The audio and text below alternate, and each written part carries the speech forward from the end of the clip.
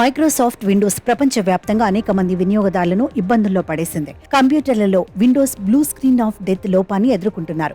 ఈ సమస్య ప్రపంచవ్యాప్తంగా కనిపించింది. దీంతో విమానాశ్రయాలు, టెలివిజన్, వార్తా స్టేషన్లు, పలు ఆర్థిక సంస్థలు సహా అనేక చోట్ల ఈ ప్రభావం కనిపించింది. దీంతో మైక్రోసాఫ్ట్ విండోస్ క్రాష్ అయిందని అనేక మంది సోషల్ మీడియా వేదికగా కామెంట్లు చేస్తూ అసంతృప్తి వ్యక్తం చేశారు.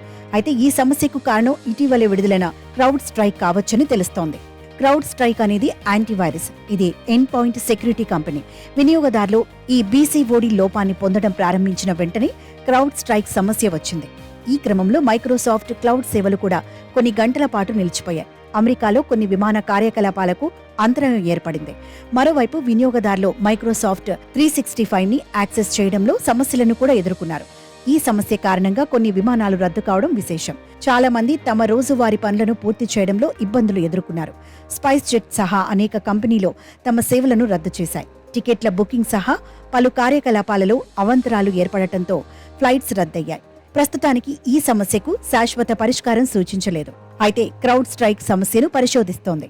త్వరలో ఒక ప్యాచ్ను విడుదల చేయాలని భావిస్తున్నారు. కొంతమంది నిపుణులు మీ కంప్యూటర్ను సేఫ్ మోడ్లో రీబూట్ చేయడానికి ప్రయత్నించమని సూచిస్తున్నారు. మీకు సాంకేతికంగా అవగాహన లేకుంటే నిపుణుల సహాయం తీసుకోవడం మంచిది. అయితే ఇటువంటి సమస్యలను పూర్తిగా నివారించలేం, కానీ మీరు కొన్ని ముందు జాగ్రత్త చర్యలు తీసుకోవచ్చు. మీ ఆపరేటింగ్ సిస్టమ్, సాఫ్ట్వేర్ను అప్డేట్ చేయడం ముఖ్యం.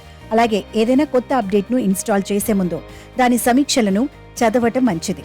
ఇతర వినియోగదారులకు సమస్యలు ఉన్నాయో లేదో తెలుసుకోవడానికి ఇది మీకు సహాయం చేస్తుంది.